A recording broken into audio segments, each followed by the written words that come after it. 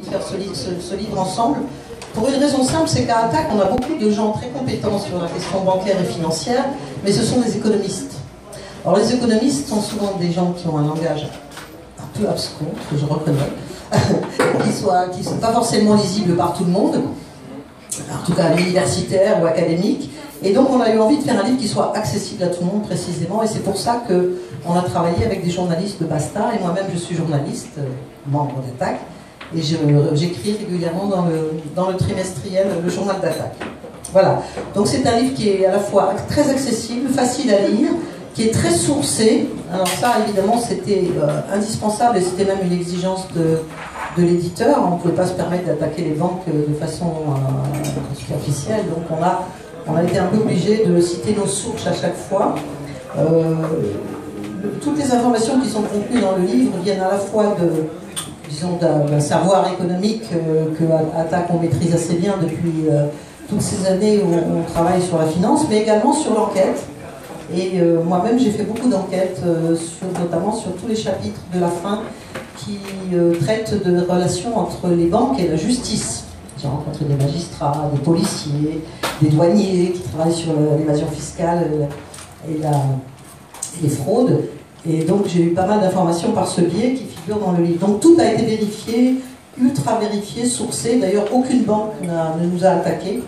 On a juste eu dans un article dans je ne sais plus quel, je crois que c'était dans Alternative économique ou Challenge, enfin, je ne sais plus, un des directeurs de la BNP qui a dit que non, les banques aujourd'hui sont tout à fait régulées, que les codes de déontologie, n'est-ce pas, etc., garantissent qu'il n'y a pas d'abus, il n'y a pas de fraude, etc.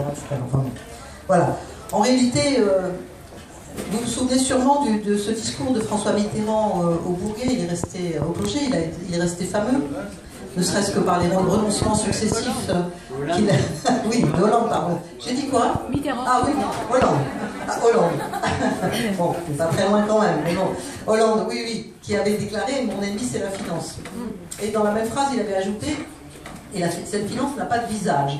Or, c'est une des approches qu'on a dans ce bouquin, c'est justement que la finance a un visage.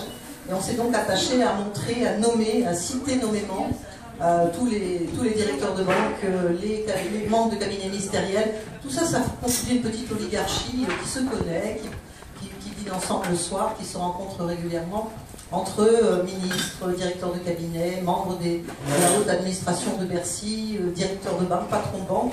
Et d'ailleurs, vous avez remarqué que l'un des produits les plus purs de cette oligarchie, c'est Emmanuel Macron, qui vient d'avant, qui est maintenant ministre, qui après, quand il sera plus ministre, retournera à une autre banque. Et comme ça, on a des va-et-vient entre une petite oligarchie, souvent issue des grandes écoles de l'inspection des finances, en particulier, qui passe d'un ministère à une direction de banque. Et ça explique un peu toutes ces relations de consanguinité ou de connivence qu'il peut y avoir entre à la fois des politiques de haut niveau et puis des patrons de banque. Et notamment, ça explique aussi pourquoi on n'arrive pas à réguler ce foutu système bancaire qui est totalement impuni et qui fait ce qu'il veut à très très grande échelle. Tout le système qui est tellement interdépendant pourrait s'écrouler. Et c'est pour ça que les pouvoirs publics